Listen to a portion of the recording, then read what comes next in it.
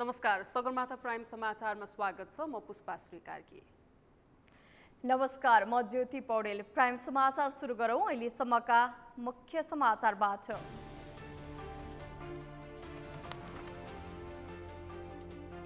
आगामी प्रतिनिधि सभा र प्रदेश सभा निर्वाचनमा चुनावी तालमेल गर्ने सत्तारूढ गठबन्धनको निर्णय।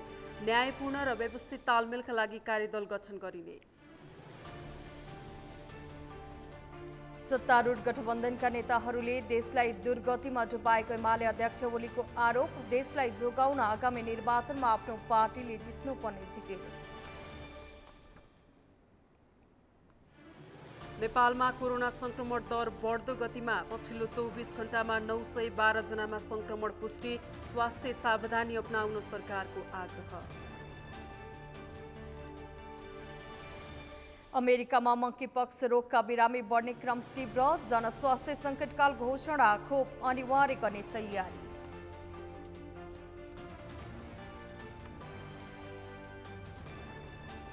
र नेपाली राष्ट्रिय महिला फुटबल टिमको फिफा वरियता खस्कियो। 110बाट 102 मा झर्यो। शीर्ष स्थानमा अमेरिका यथावत।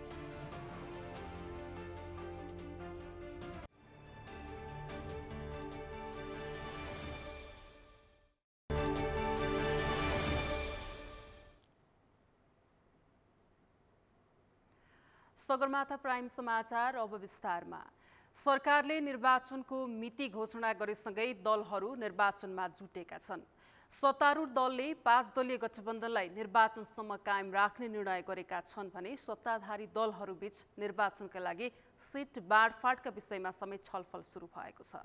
अमृत ठकालको रिपोर्ट। सरकारले प्रदेश र प्रतिनिधि सभाको निर्वाचन घोषणा गरेसँगै दलहरू निर्वाचनमा जुटेका छन्। आगामी मङ्सिर 4 गते हुने निर्वाचनका लागि दलहरूले समीकरण बनाउने तयारी गरेका छन्। सत्तारूढ 5 दलले यही गठबन्धनलाई निर्वाचनसम्म कायम राख्ने निर्णय समेत गरिसकेको छ। सरकारले निर्वाचनको मिति घोषणा गरेको भोलिपल्टै प्रधानमन्त्री निवास बालुवाटारमा सत्ता गठबन्धनको बैठकले 5 दलीय गठबन्धनबीच चुनावी तालमेल गरी अघि बढ्ने निर्णय गरेको हो। 5 दलीय गठबन्धनको बैठक प्रधानमन्त्री तथा नेपाली काङ्ग्रेसका सभापति श्री शेरबहादुर देउवाजीको अध्यक्षतामा बस्यो। बैठकले आगामी मङ्सिर 4 गते हुने प्रतिनिधि सभा र प्रदेश सभाको निर्वाचनमा 5 दलीय गठबन्धनको बीच चुनावी तालमेल गरी अगाडि बढ्ने निर्णय गर्यो। स्थानीय तहको निर्वाचनलाई समीक्षा गर्दै 5 दलीय गठबन्धनलाई नै निरन्तरता दिने सत्ताधारी दलले शुक्रबार निर्णय गरेका हुन्। आगामी निर्वाचनबाट नेपाली काङ्ग्रेसले एकल बहुमत ल्याउने गरी आफ्नो दाबी प्रस्तुत गरेकोमा नेकपा माओवादी केन्द्रले भने गठबन्धनकै सहारामा दोस्रो दल हुने दाबी अघि सारेको छ। त्यसबाहेक नेकपा एकीकृत समाजवादी, जनता समाजवादी र राष्ट्रिय जनमोर्चाले सम्मानजनक सिट बाँडफाँड गर्नुपर्ने धारणा सार्वजनिक गर्दै आएका छन्। सत्ताधारी दलले गठबन्धन गरेर निर्वाचनमा जाने निर्णय गरेसँगै प्रमुख प्रतिपक्षी दलले भने विचार र सिद्धान्त नमिल्ने दलहरूले सत्ताका लागि मात्रै चुनावी गठबन्धन गरेको भन्दै टिप्पणी गरेको छ। एउटाले भन्छ संहिता चाहिँदैन, संहिता मुर्दाबाद। अर्कोले भन्छ त्यो संहिता नभए त हुँदैन। अनि घोषणापत्रमा के लेख्नुहुन्छ ती गठबन्धनका नेताहरू? एउटा राजनीतिक दलले भन्छ लोकतान्त्रिक समाज जिन्दाबाद, अर्कोले भन्छ माओवाद जिन्दाबाद। त्यो नारा के हुन्छ? कि नेपाङ्ग्रेस जिन्दाबाद भन्ने नारा लाग्छ? के नारा लाग्छ? यसले सिद्धान्तहीन, आदर्शहीन र गन्तव्यहीन राजनीतितर्फ देशलाई धकेल्छ। त्यसकारण यो आउने आगामी निर्वाचनमा यस्तो खालको सिद्धान्तहीन, गन्तव्यहीन, आदर्शहीन, मूल्यहीन, मान्यताहीन राजनीतिको बाटो होइन। आफ्नो सिद्धान्त र नीतिमा राजनीतिक दल अगाडि बढ्नुपर्छ। उनीहरूले त्यो घोषणापत्रको आधारमा जनतासँग मत माग्नुपर्छ। एमाले सत्तारूढ दलको आलोचना गरे पनि एमाले पनि सत्ताकै लागि विचार र सिद्धान्त नमिल्ने दलसँग चुनावी तालमेल गरेको नजिर धेरै टाढा छैन। स्थानीय तहको निर्वाचनमा एक्लै निर्वाचन लड्ने दाबी गरेको एमाले अन्ततः राप्रपा नेपाल, विप्लव नेतृत्वको नेपाल कम्युनिस्ट पार्टी, नेपाल परिवार दल लगायतका दलहरूसँग चुनावी तालमेल गरेको थियो। जुन दलहरूसँग एमाले फरक विचार राख्दै आएको छ। 5 दलीय गठबन्धनलाई अपवित्र गठबन्धन भन्दै आलोचना गरेको एमाले आगामी निर्वाचनमा एक्लै जाला अथवा पुरानै समीकरणलाई निरन्तरता देला। धारा 269 को पनि मैले चर्चा गरेँ। अब नेकपा एमाले के निर्णय गर्छ भन्ने कुरामा अहिले कुनै बैठक भएको छैन, होइन? अब बैठकमा चाहिँ छलफल होला। तर मेरो धारणा के छ भने नेपालको संविधानको धारा 269 बमोजिम राजनीतिक दलले समान विचारधारा, समान दर्शन भएकोसँग मात्रै त्यसरी जान मिल्छ। विपरीत विचार भएकाहरूसँग तालमेल गर्नु भनेको सिद्धान्तहीन संविधान विपरीत कुरा हो भन्ने मेरो धारणा हो। अब नेकपा एमालेको त बैठक हुनु बाँकी छ। लोकतन्त्रको आधारभूत मान्यता भनेको आवधिक निर्वाचन हो। जनताले रोजेको प्रतिनिधिले जनतामाथि शासन गर्न पाउने पद्धति हो। 5 वर्षको अवधिमा जनताको मर्म र भावना अनुसार काम गरे जनताले फेरि जनप्रतिनिधिका रूपमा उसैलाई निर्वाचित गर्छन्, अन्यथा पराजित गरिदिन्छन्। बहुदलमा विश्वास गर्छौं भन्ने दलहरूले अन्ततः निर्वाचनमा एक्लै लडे हारिने डरले विचार र सिद्धान्तलाई तिलाञ्जली दिएर जता फाइदा हुन्छ उतै गठबन्धन गर्ने गर्छन्, जुन बहुदल र लोकतन्त्रको खिलाफमा छ। सगरमाथा टेलिभिजनका लागि क्यामेरामा सम्पूर्ण लम्सालका साथमा अमृत रकाल, काठमाडौँ। आगामी मङ्सिर 4 गते प्रतिनिधि सभा र प्रदेश सभा निर्वाचनको मिति घोषणा गर्ने कुरा संविधान कानून अनुसार नै भएको सञ्चार तथा सूचना प्रविधि मन्त्री ज्ञानेन्द्र बहादुर कार्कीले बताउनु भएको छ। प्रमुख प्रतिपक्षी दल नेकपा एमाले आफ्नो दलसँग परामर्श समेत नगरी सरकारले निर्वाचनको मिति घोषणा गरेको भन्दै असन्तुष्टि जनाइरहेका बेला मन्त्री कार्कीले यस्तो स्पष्टीकरण दिनुभएको हो। आज प्रधानमन्त्री निवास बालुवाटारमा बसेको सत्तारूढ 5 दलको बैठकपछि सञ्चारकर्मीहरूले राखेका जिज्ञासाको जवाफ दिने क्रममा उहाँले निर्वाचन आयोगको परामर्श अनुसार सरकारले निर्वाचनको मिति घोषणा गरेको पनि पटक पटक दोहोर्याउनुभयो।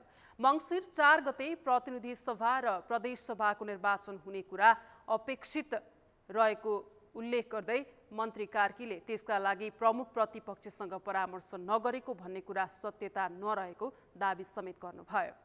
उहाँले निर्वाचनको मिति घोषणा गर्नका लागि क्याबिनेट बैठक बस्नु अघि प्रधानमन्त्री शेरबहादुर देउवाले प्रमुख प्रतिपक्षी दल नेकपा एमालेका अध्यक्ष केपी शर्मा ओलीसँग फोन संवाद गर्न खोजेको तर सम्पर्क नभएको जानकारी दिनुभयो। त्यसमा म पनि उपस्थित छु, त्यो बेला चाहिँ संवाद हुन सकेन। त्यसपछि हाम्रो चाहिँ निर्णय र यो चाहिँ अपेक्षित निर्वाचन मङ्सिर 4 गते हुने कुरा चाहिँ यो अपेक्षित कुरा हो। मन्त्री कार्कीले सत्तारूढ दलहरू बीचको चुनावी तालमेललाई अघि बढाउनका लागि आवश्यकता अनुसार छलफल गर्दै अघि बढ्ने सहमति पनि गरिएको बताउनुभयो।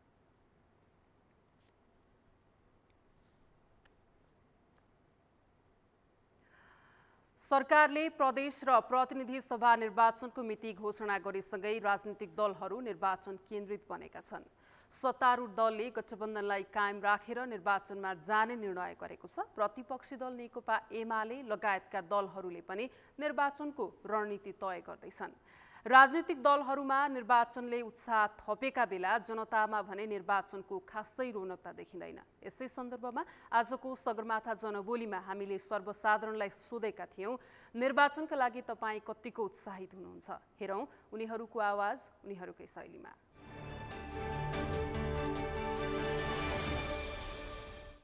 हामी पनि उत्साह छु हैन, पब्लिक उत्साह छ। जस्तो सरकारबाट राहतहरू दिएको, नगरपालिकाहरूमा पैसाहरू दिएको, यता सबै भ्रष्टाचारी गरेर खाएको छ, केही विकास छैन। अब सबै सरकारी अफिसदेखि नगरपालिकाको हाकिम से मेयर से सुरु गरेर सबै मान्छे मिलामत छ, कोही विकासै भएको छैन। मेनै नगरपालिकामा हरपुर नगरपालिकामा विकास भएको छैन। पुसा छैन, यो चोर पार्टी हो, यिनीहरूले के पनि गर्दैन। गठबन्धन गर्ने, दुनियाँ गर्ने, एउटाले सरकार चलाउनु पर्ने ठाउँमा पालो पालो गरेर उ गर्ने, उसकोमा गए उसको थिताबारी गर्ने, उसकोमा उसको थिताबारी गर्ने, त्यो भएपछि काम छैन यिनीहरू। निर्वाचनलाई चाहिँ नै स्वागत गर्नुपर्छ र नयाँ जनप्रतिनिधि छनौट गर्नुपर्छ भन्ने मान्यता हाम्रो छ र अहिलेसम्म गरेका जनप्रतिनिधिहरूको काम कुरालाई मध्यनजर गर्दै आगामी नेतृत्व चाहिँ सक्षम, स्वच्छ छान्नुपर्ने हाम्रो दायित्व भएको हुनाले यो निर्वाचनप्रति हामी अत्यन्तै उत्साहित भएर बसेका छौँ। सङ्घीय निर्वाचनमा अब दलहरूले कुन हिसाबले भाग लिने हुन्, अब गठबन्धन गरेर नगरेर होइन, अब सही मान्छेको चाहन्छन् युवा। अहिलेको चुनावमा चाहिँ अब योग्य युवा सही मान्छेको चाहना छ जनताको।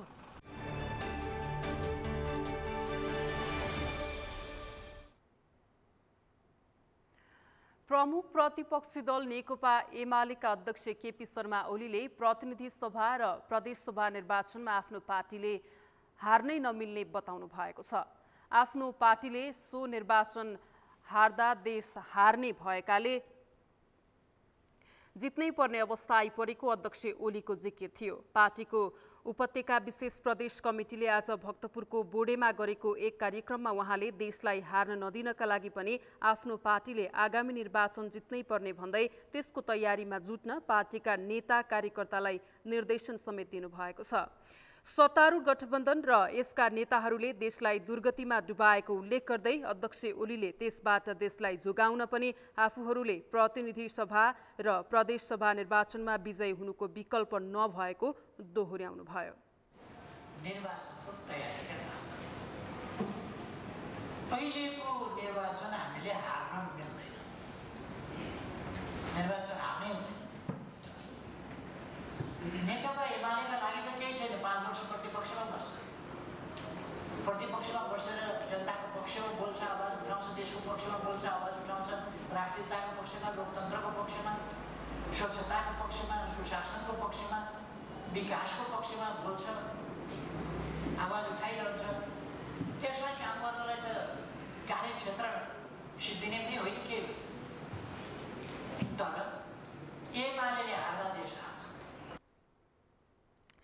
अध्यक्ष ओलीले आगामी प्रतिनिधि सभा र प्रदेश सभा निर्वाचनमा पार्टीले संगठित ढंगले इमानदार प्रयास गर्न सके बहुमत प्राप्त गर्न सक्ने सम्भावना रहेको दावी गर्नुभयो। पार्टीको सरकार ढल्नका लागि कार्यकर्ताले गर्नुपर्ने उहाँको भनाइ थियो। अध्यक्ष ओलीले प्रतिनिधि सभा विघटन गर्ने अधिकार प्रधानमन्त्रीलाई हुँदाहुँदै एमालेले गरे विघटन बदर गर्ने र अरूले गरेको विघटनलाई सदर गर्ने काम अदालतले गरेको भन्दै आक्रोश समेत व्यक्त गर्नुभयो।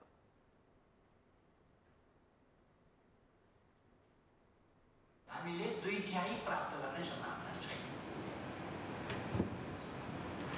सम्भावना के हुन सक्छ भन्दा हामीले इमानदार प्रयासलाई संगठित ढंगले योजनाबद्ध ढंगले अगाडि बढायौं भने बहुमत प्राप्त गर्न सक्छौं। र हामीले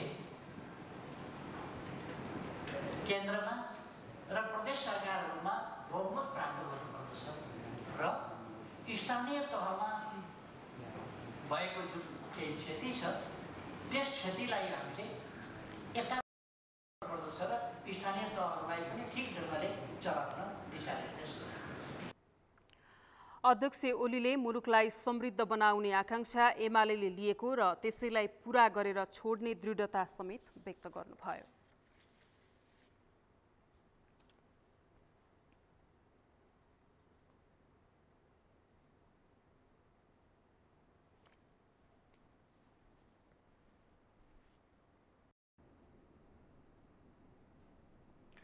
परराष्ट्र मन्त्री डाक्टर नारायण खड्का चीन भ्रमणमा जानुहुने भएको छ। परराष्ट्र मन्त्रालयले आज सिंहदरबारमा आयोजित नियमित पत्रकार सम्मेलनमा यही श्रावण 24 गतेदेखि 26 गतेसम्म मन्त्री खड्का नेतृत्वको नेपाली प्रतिनिधि मण्डलको चीन भ्रमण हुने जानकारी गराएको हो। चिनिया विदेश मन्त्री वाङ यीको मैत्रीपूर्ण निमन्त्रणामा परराष्ट्र मन्त्री खड्का नेतृत्वको नेपाली प्रतिनिधि मण्डल चीन भ्रमणको मिति तय गरिएको परराष्ट्र मन्त्रालयकी प्रवक्ता सेवा लम्साले बताउनुभयो। उहाँले भ्रमणमा दुई मुलुक बीचको आपसी हितका विविध विषयमा छलफल हुने बताउनुभयो। मित्र राष्ट्र जनवादी गणतन्त्र चीनका स्टेट काउन्सिलर तथा विदेश मन्त्री महामहिम वाङ यीको मैत्रीपूर्ण निमन्त्रणामा माननीय परराष्ट्र मन्त्री डाक्टर नारायण खड्का ज्यू 3 दिने चीन भ्रमणका लागि आगामी अगस्त 9, 2022 का दिन त्यसतर्फ प्रस्थान गर्दै हुनुहुन्छ। उक्त भ्रमणका अवसरमा नेपाल र चीन दुवै पक्षबीच प्रतिनिधि मण्डल स्तरमा द्विपक्षीय सम्बन्धका विविध विषयमा छलफल हुनेछ। यहाँहरूलाई अवगत नै छ, गत मार्चमा सम्पन्न चिनिया विदेश मन्त्रीको नेपाल भ्रमणका क्रममा माननीय परराष्ट्र मन्त्रीज्यूलाई चीन भ्रमणका लागि निमन्त्रणा प्राप्त भएको थियो। परराष्ट्र मन्त्रालयले भ्रमणका एजेन्डाहरू पनि तय भइरहेको र भ्रमण सम्पन्न नभई ती विषयहरू सार्वजनिक गर्न हतार हुने पनि जनाएको छ। प्रवक्ता लम्साले अमेरिकी सभामुख नान्सी पेलोसीको ताइवान भ्रमणपछि उत्पन्न परिस्थितिलाई नेपालले नजिकबाट निहालिरहेको टिप्पणी गर्नुभयो। उहाँले नेपाल सदैव एक चीन नीतिको समर्थनमा रहेको पनि स्मरण गराउनुभयो। परराष्ट्र मन्त्रालयले नेपाल चीन दुवै मुलुकले सदैव एक अर्काको सार्वभौमिकता, भौगोलिक अखण्डता र राष्ट्रिय स्वाधीनताको सम्मान गर्दै आएको जनाएको छ।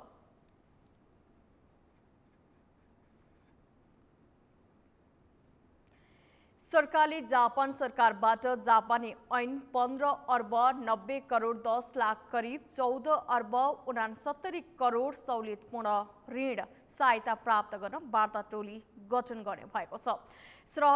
शहरी विद्युत प्रसारण तथा वितरण प्रणाली सुदृढ परियोजना कार्यान्वयनका लागि उक्त सहुलियतपूर्ण ऋण प्राप्त गर्न वार्ता टोली गठन गर्ने साउन 19 गते बसेको मन्त्री परिषद बैठकले निर्णय गरेको हो। मन्त्री परिषदका निर्णय सुनाउँदै आज सरकारका प्रवक्ता एवं सञ्चार तथा सूचना प्रविधि मन्त्री ज्ञानेन्द्र बहादुर कार्कीले सरकारले निर्वाचन आयोगबाट प्राप्त परामर्श अनुसार प्रतिनिधि सभा सदस्य निर्वाचन ऐन 2074 को दफा 6 र प्रदेश सभा सदस्य निर्वाचन ऐन 2074 को दफा 6 बमोजिम विक्रम सम्वत 2079 मङ्सिर महिनाको 4 गते आइतबारका दिन एकै चरणमा प्रतिनिधि सभा र प्रदेश सभा सदस्यको निर्वाचन गर्ने निर्णय गरेको बताउनुभयो।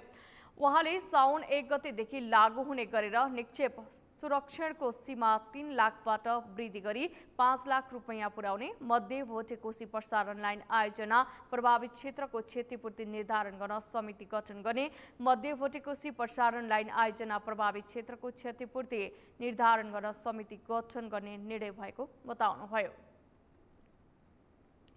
प्रवक्ता कार्कीले केही सञ्चार माध्यममा नेकपा एमालेका अध्यक्ष एवं पूर्व प्रधानमन्त्री केपी शर्मा ओलीको गुप्तचरी गर्नका लागि सरकारले गुप्तचर परिचालन गरेको, नागरिकको फोन ट्र्यापिङ गरी वैयक्तिक गोपनीयतामा हस्तक्षेप गरेको भन्ने समाचार निराधार भएको बताउनुभयो।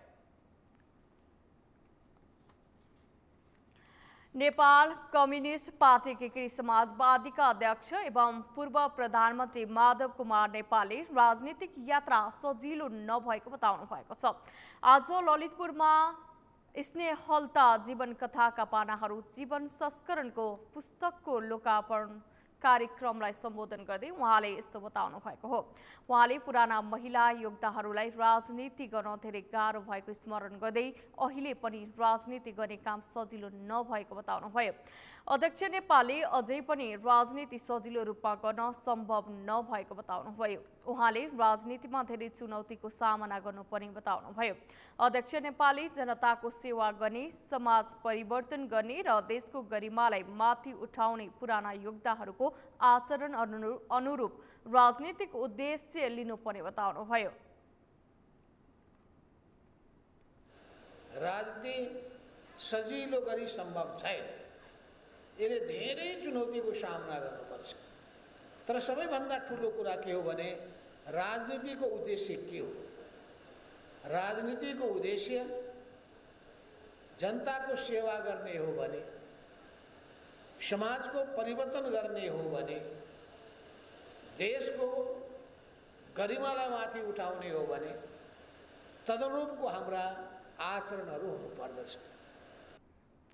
अध्यक्ष नेपालले पुराना योद्धाहरूबाट प्रेरणा लिन, सम्मान गर्न र उनीहरूको योगदानको प्रशंसा गर्न सके मात्र इतिहासको कदर गरेको ठहरिने बताउनुभयो। उहाँले अहिलेका राजनीतिक नेतृत्वले इतिहासको कदर गर्न सक्यो भने मात्रै भविष्यले वर्तमानको कदर गर्ने उल्लेख गर्नुभयो। समाचारमा पालो भएको छ विश्रामको। विश्रामपछि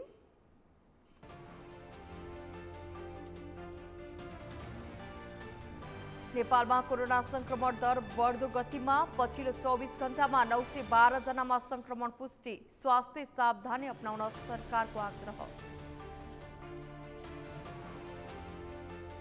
काठमाडौँ उपत्यका फेरि फोहोरको साम्राज्य बन्यो, बन्चरी डाँडाको समस्या सुल्झिए पनि व्यवस्थापन हुन सकेन, दुर्गन्धका कारण पैदल यात्रु समस्यामा। र नेपाली राष्ट्रिय महिला फुटबल टिमको फिफा वरियता खस्कियो, 101 बाट 102 मा झर्यो, शीर्ष स्थानमा अमेरिका यथावत।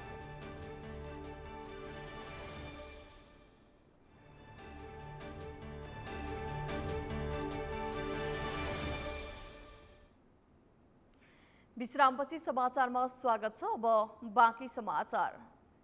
ऊर्जा, जलस्रोत तथा सिंचाई मन्त्री पम्पा भुसालले देशको आर्थिक समृद्धिका लागि कृषि क्षेत्रलाई उद्योगको रूपमा विकास गर्नुपर्ने बताउनु भएको छ। आज काठमाडौँमा सम्पन्न एक कार्यक्रममा मन्त्री भुसालले देशको समृद्धिका लागि कृषि क्षेत्रलाई प्राथमिकता दिनुपर्ने बताउनु भएको हो। उहाँले कृषिमा आत्मनिर्भर हुनुपर्ने र कृषिलाई उद्योगको रूपमा विकास गर्नुपर्नेमा जोड दिनुभयो।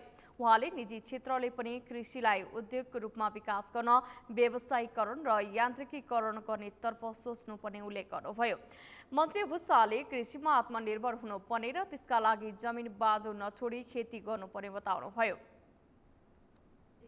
उर्वरा भूमि छ, जलस्रोतले सम्पन्न छौँ, त्यसलाई सिँचाइको मात्रै उचित ढङ्गले व्यवस्थापन गर्दा र अब आधुनिक मल बिउ र यान्त्रिकरण गर्दाखेरि हामी चाहिँ कृषिमा आत्मनिर्भर हुन सक्छौँ। हिजो निर्यात गर्ने राष्ट्र अहिले हामी आयात गरेर खाने राष्ट्र बनेका छौँ। हामी कोही पनि मान्छेले एकचोटि देश सम्झेर एकचोटि आफ्नो राष्ट्रको भावलाई आत्मसात गर्ने हो भने हामीले आफ्नो कोही पनि एक इन्च जमिन पनि बाँझो नछोडिकन खेती गर्नुपर्छ। हामीलाई भूकम्पले पनि सिकायो र कोभिडको एउटा महासङ्कटले पनि हामी टिकिराखेका छौँ।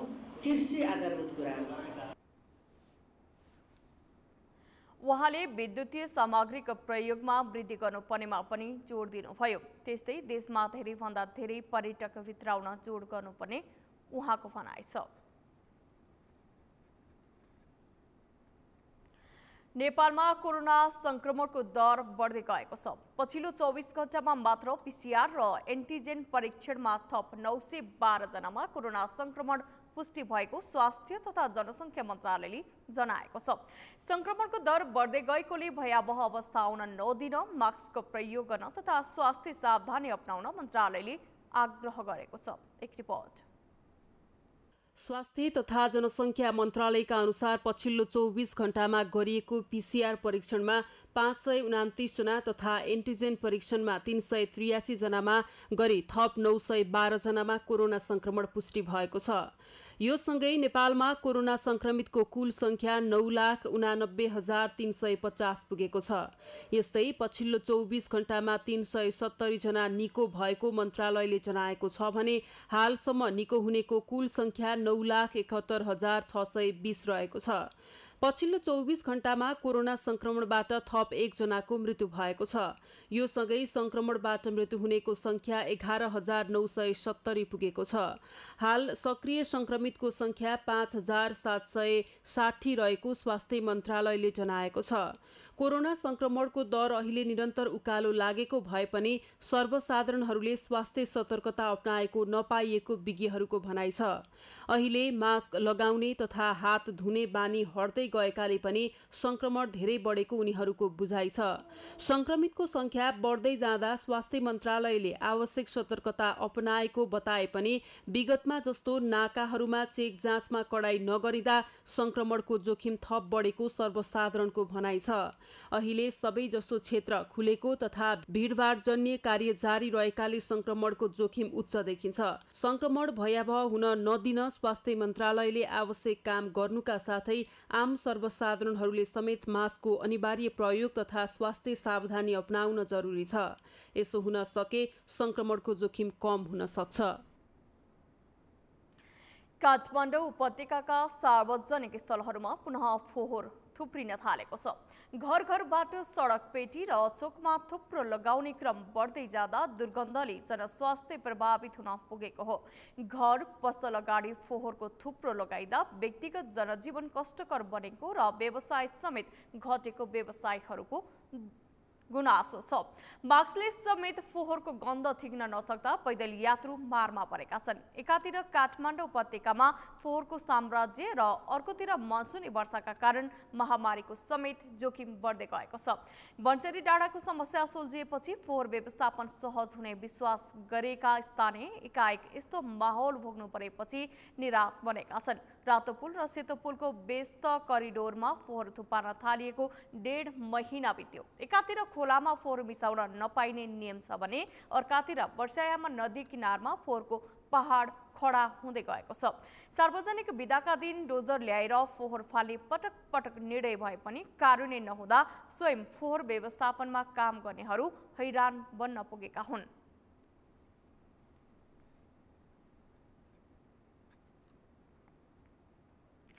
संघीय मामिला तथा सामान्य प्रशासन मन्त्री राजेन्द्र प्रसाद श्रेष्ठले समाज परिवर्तन गर्न सक्ने चलचित्रको विकास र निर्माण गर्न जरुरी रहेको बताउनु भएको छ। आज 22औं विश्व आदिवासी दिवसका अवसरमा काठमाडौँमा आयोजित आदिवासी चलचित्र प्रदर्शन सहित विशेष सांस्कृतिक कार्यक्रमलाई सम्बोधन गर्दै उहाँले यस्तो बताउनु भएको हो। मन्त्री श्रेष्ठले हरेक समयमा युग सुहाउँदो चलचित्र हुनुपर्ने बताउनु भयो। उहाँले समाजमा भइरहेका घटनाहरूलाई समेटेर सामाजिक परिवर्तन गर्न मद्दत पुग्ने किसिमका कथावस्तु समेटिएका चलचित्र नेपाली समाजमा आवश्यक रहेको बताउनु भयो। उहाँले समाजको परिवर्तनका लागि लड्ने मानिसको चलचित्र उतार्न आवश्यक रहेको पनि बताउनु भयो। परिवर्तनसँग गाँसिएर समाजको परिवर्तनका लागि लड्ने त्यो भाइबहन पुस्ताबाट आउने बाजे यो वंशानुगत आउने होइन।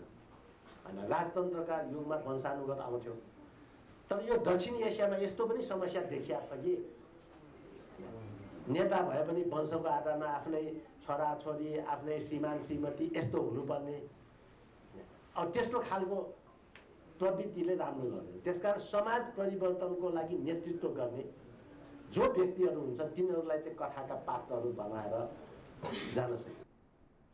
मन्त्री श्रेष्ठले विज्ञान प्रविधिको भरपूर प्रयोग भएको र स्थानीय संस्कृति र पहिचान झल्कने किसिमका चलचित्र निर्माण गर्नुपर्नेमा जोड दिनुभयो।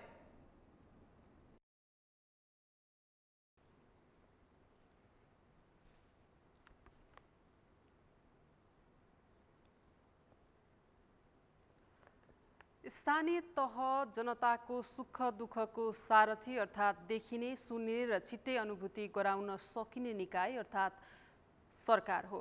जनतासँग प्रत्यक्ष सम्बन्ध र सरोकार राख्ने स्थानीय सरकार कर्मचारीको योग्यता, क्षमता, क्रियाशीलता, इमान र विश्वसनीयताका आधारमा मात्रै पूर्ण हुन्छ। अर्थात् निर्वाचित जनप्रतिनिधि र कर्मचारी बीचको समन्वयबाटै जनसेवाको मार्ग प्रशस्त हुन्छ। तर बाराको निजगढ नगरपालिकामा यस्तो अवस्था छैन।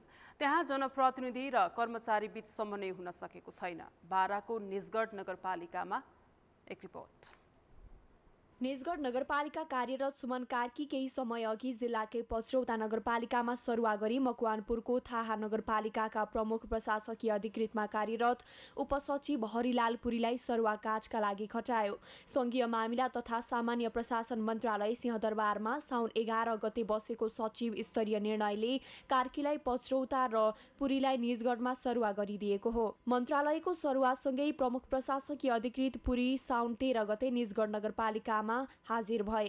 तर उनी हाजिर भएको केही दिनपछि फेरि मन्त्रालयले साउन 11 गतेको सचिव स्तरीय निर्णयलाई उल्ट्याउँदै यही 15 गते मन्त्रालयले पुनः सुमन कुमार कार्कीलाई प्रमुख प्रशासकीय पदमा बहाली गराउने निर्णय गर्यो। सरुवा भई निजगढमा हाजिर भएको 2 दिन पनि पुग्न नपाउँदै उपसचिव हरिलाल पुरीलाई पुनः मन्त्रालयले फिर्ता बोलाएको निजगढमा कार्यरत नगर प्रमुख सुरत पुरीले जानकारी पाउन साथ पुनः बहाली भएका प्रमुख प्रशासकीय अधिकृत कार्कीलाई हाजिर नगराउने भन्दै उनको कार्यकक्षमा तालाबन्दी गरिरहेका छन्, जसको कारण 5 दिन यतादेखि सामान्य काम बाहेक निजगढ नगरपालिका कार्यालय अस्तव्यस्त बन्दै आएको छ।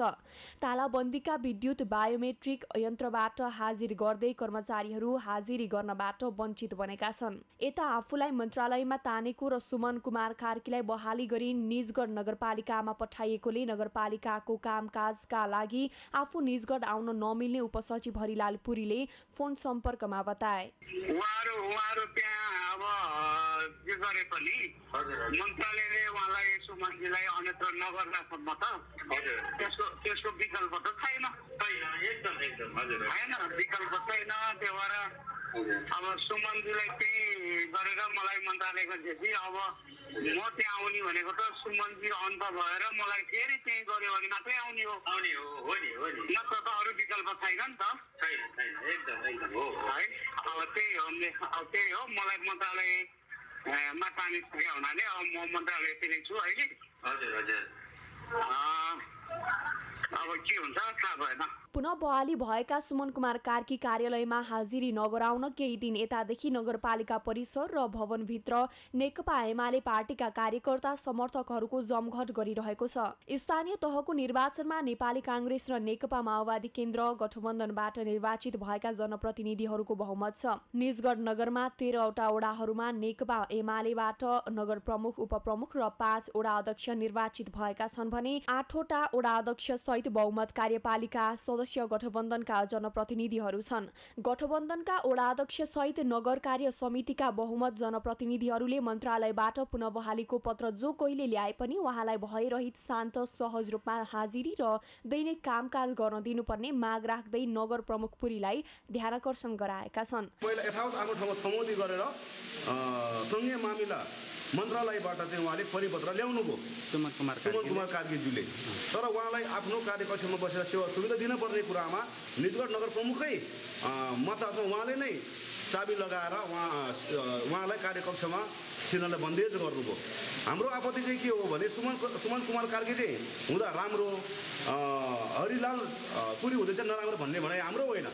हाम्रो भनाइ चाहिँ के, हाम्रो आशय चाहिँ के हो भने निजगढ नगरलाई निजगढको जनताले पाउने सेवा र सुविधाको कुरामा उहाँको आफ्नो पर्सनल व्यक्तिगत टकरावमा निजगढ नगरको कुनै पनि जनताहरूलाई सेवा सुविधा वञ्चित नहोस्। यता प्रमुख प्रशासकीय अधिकृत सुमन कुमार कार्कीले आफू जननिर्वाचित भएर आएदेखि नै असहयोग गरेकाले उनलाई कुनै पनि हालतमा कार्यालयमा हाजिरी नगराउने पक्षमा रहेको नगर प्रमुख सुरथ पुरीले बताए। उनले संघीय मन्त्रालयले समेत दोहोरो भूमिका खेलेको भन्दै नगरपालिकाले पत्राचार गरेको बताएका छन्। घटनाक्रमले के भयो भन्दाखेरि फेरि उहाँको चाहिँ छमौटी भएको भन्ने खालको पत्र चाहिँ फेरि मन्त्रालयबाट चाहिँ उहाँको नाममा लेखिएको पत्र हामीलाई पनि मेल गरेर आयो हिजो बेलुका पत्र आएपछि, हिजो बेलुका पत्र आउनुभन्दा अगाडि नै उहाँ निर्णय भयो अरे भन्ने कुरो थाहा पाएपछि अनि हामीले विशेष गरी मैले सम्बन्धित मन्त्रालयमा अघिल्लो पठाएको 11 गतिको सरुवाला हरिलाल पुरी सर चाहिँ हाजिर भइसकेका कारणले गर्दाखेरि मन्त्रालयको निर्णय अनुसार नै हाजिर भइसकेका कारणले गर्दाखेरि पुनः उहाँलाई चाहिँ सुमन सरलाई चाहिँ हाजिर गराउन नसकिने कुरा मैले सम्बन्धित मन्त्रालयमा जानकारी गराएको छु। स्थानीय तहमा जनप्रतिनिधि र कर्मचारी बीचको तालमेल नमिल्ने समस्या बढ्दो छ। संविधानले स्थानीय सरकारलाई छुट्टै सरकारको मान्यता दिए पनि प्रमुख प्रशासकीय अधिकृतहरू संघीय सरकारप्रति उत्तरदायी छन्। यसबाट पनि सङ्घ र स्थानीय तहबीचको समन्वय अभाव बढ्दो छ। त्यसैगरी कतिपय स्थानीय स्तरका जनप्रतिनिधिहरूले आफू अनुकूल कर्मचारीलाई मात्रै प्रमुख प्रशासकीय अधिकृत बनाउने गरेको पनि देखिन्छ। यसबाट पनि समाधान भन्दा पनि समस्या थपिने गति तीव्र बनेको छ। समन्वय बिना कुनै पनि समाधान फेला पर्नेवाला छैन। तसर्थ सुझबुझपूर्ण समन्वय गरी समस्या समाधानतर्फ लाग्न सबै पक्षले हेक्का राख्न जरुरी छ। सगरमाथा टेलिभिजनका लागि बाराबाट जितलाल श्रेष्ठको रिपोर्ट। गृह मन्त्रालयको तथ्याङ्क अनुसार लागु औषध तस्कर तथा दुर्व्यसनीको संख्या बढ्दै गएको छ। लागु औषध कारोबार तथा दुर्व्यसनको समस्या कम गर्न विभिन्न कामहरू भइरहेको भए पनि यो संख्या भने बढ्दै गएको छ। आर्थिक वर्ष 2078-79 को जेठ महिनासम्म मात्रै लागु औषध तस्करी ओसार पसारमा संलग्न 5160 जनालाई प्रहरीले नियन्त्रणमा लिएको छ। शिशिर पाण्डेको रिपोर्ट। नेपालमा लागु औषध दुर्व्यसनी तथा तस्करीको क्रम बढेको छ। गत बुधबार मात्र काठमाडौँ प्रहरी परिसरले लागु औषध खैरो, हिरोइन लगायतको लागु औषध सहित 22 जनालाई पक्राउ गरेको थियो। यो त प्रतिनिधि घटना मात्र हो। आर्थिक वर्ष 2078-79 को जेठ महिनासम्म मात्र लागु औषध ओसार पसारमा संलग्न 5160 जनालाई प्रहरीले नियन्त्रणमा लिएको छ। आर्थिक वर्ष 2077-78 मा 4626 जनालाई नियन्त्रणमा लिएको प्रहरीले जनाएको छ। आर्थिक वर्ष 2078-79 को जेठ महिनासम्म ओसार पसारमा संलग्न रहेका 4969 जना त नेपाली नागरिक नै रहेको प्रहरीको तथ्याङ्क छ। बढ्दो बेरोजगारी लगायतका समस्याका कारण दुर्व्यसनीको संख्या बढेको तथा त्यसले कारोबारमा संलग्नको संख्या समेत बढाएको छ। योजनाबद्धका साथ सूचना सङ्कलन गरेर त्यसको विश्लेषण गरेर हामीहरू अगाडि बढिरहेका छौँ र यस आधारमा हामीले बरामदी पनि उल्लेख्य मात्रामा गरिरहेका छौँ। पक्राउको कुराहरू उल्लेख्य मात्रामा गरिरहेका छौँ। मुद्दा दर्ताका कुराहरू पनि उल्लेख्य मात्रामा भएका छन्। यी यावत कारणले पनि केही सङ्ख्या बढी भएको देखिन आएको हो। लागु औषधको दुर्व्यसन रोक्न प्रहरी मात्र होइन, सचेतनका काममा अन्य सङ्घ संस्थाहरूले समेत काम गर्दै आएका छन्। यद्यपि यसमा संलग्नको संख्या भने बढ्दै गएको छ। त्यसैले प्रहरीले पक्राउ मात्र गर्नुभन्दा पनि यसको नियन्त्रणमा परिवार र समाजको भूमिका महत्त्वपूर्ण हुने विज्ञहरूको सुझाव छ। सुरक्षा निकायको सक्रियता चाहिँ बढ्नु पर्यो हैन, समाजका सदस्यहरू तपाईको जिम्मेवार हुनु पर्यो हैन, उनले आफ्नो चाहिँ दायित्व बुझ्नु पर्यो, मेरो दायित्व के हो भन्ने बुझ्नु पर्यो।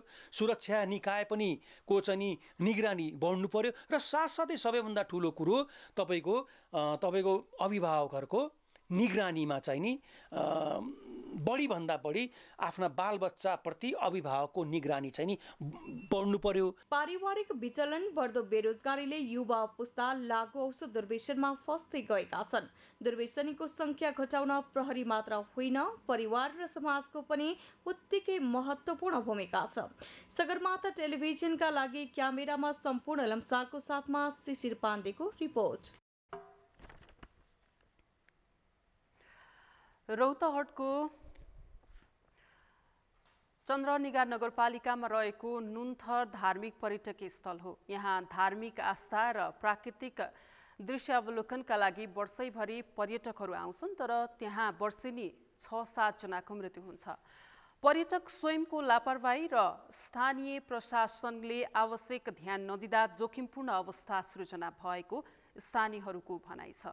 आखिर यो नुनथला भन्ने ठाउँमा के हुन्छ, त्यहाँ वर्षेनी पर्यटकहरूको मृत्यु हुनको कारण के हो त? एक रिपोर्ट।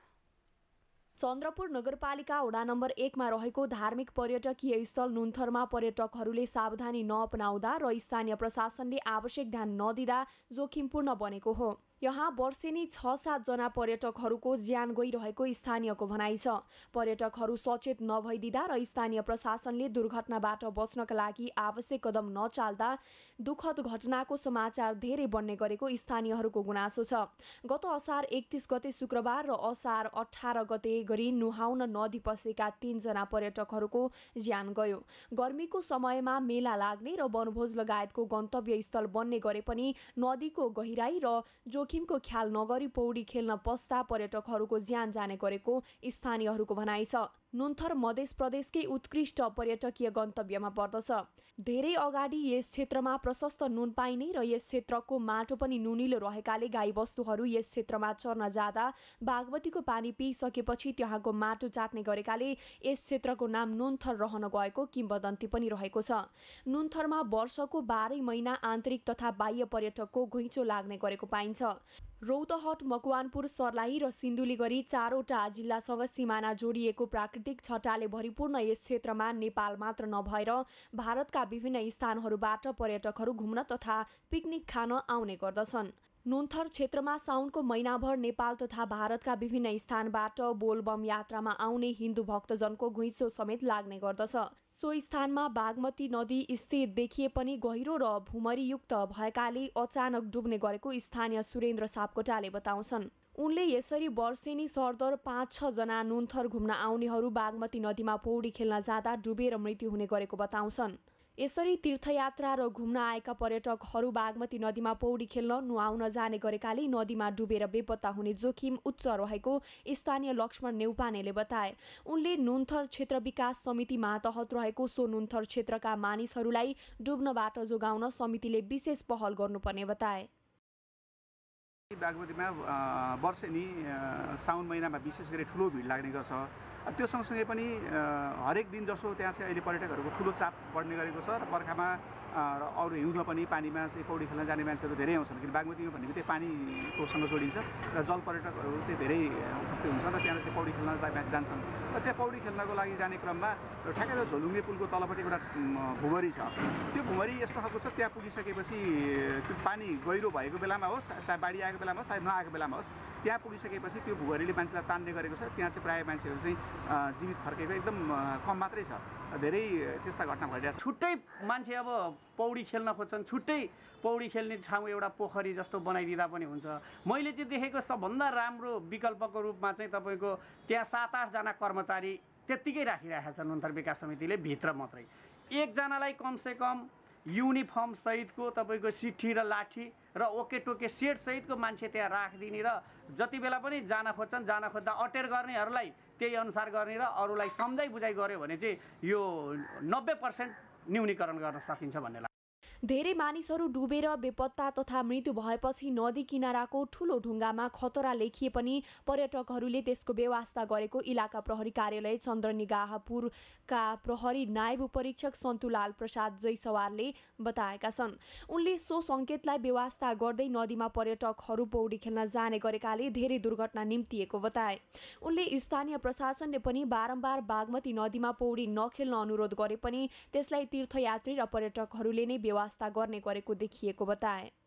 रौतहटको नुन्थर स्थित बागमती नदीमा पानीको बहाव तीव्र रहेको तथा गहिरो भएकोले पौडी खेल्दा डुब्ने जोखिम उच्च भएकोले उक्त नदीमा श्रद्धालु भक्तजन तथा पर्यटकहरूलाई पौडी नखेल्न अनुरोध गर्दछु।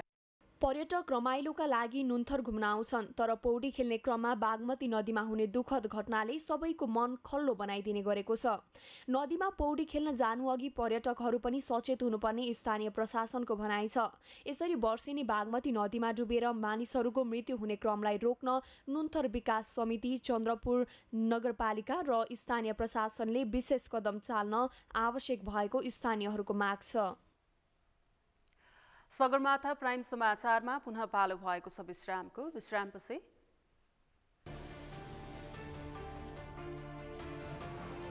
अमेरिकामा मंकीपक्स रोगका बिरामी बढ्ने क्रम तीव्र, जनस्वास्थ्य सङ्कटकाल घोषणा, खोप अनिवार्य गर्ने तयारी।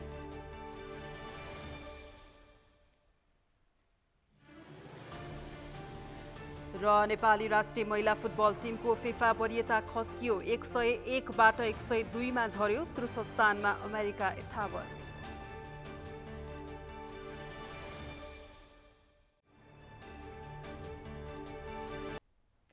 समाचारको अन्त्यमा मुख्य समाचार पुनः एकपटक।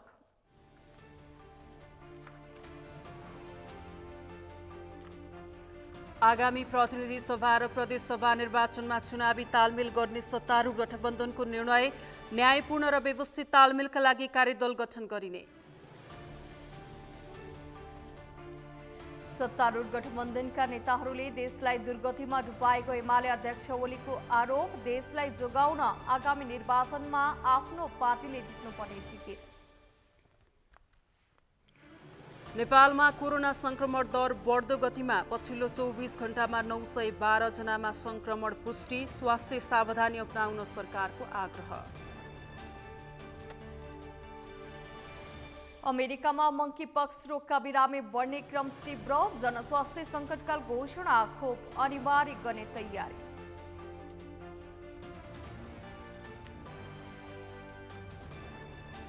र नेपाली राष्ट्रिय महिला फुटबल टिमको फिफा वरियता खस्कियो, 101 बाट 102 मा झर्यो, शीर्ष स्थानमा अमेरिका यथावत।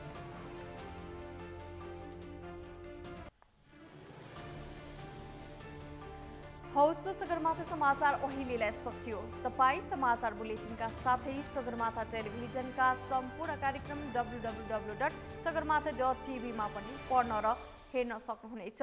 साथै युट्युबमा youtube.com/sagarmatha TV नेपालमा हेर्न सक्नुहुनेछ। साथै तपाईँ हामीलाई फेसबुकमा पनि facebook.com/stv नेपालमा फलो गर्न सक्नुहुनेछ।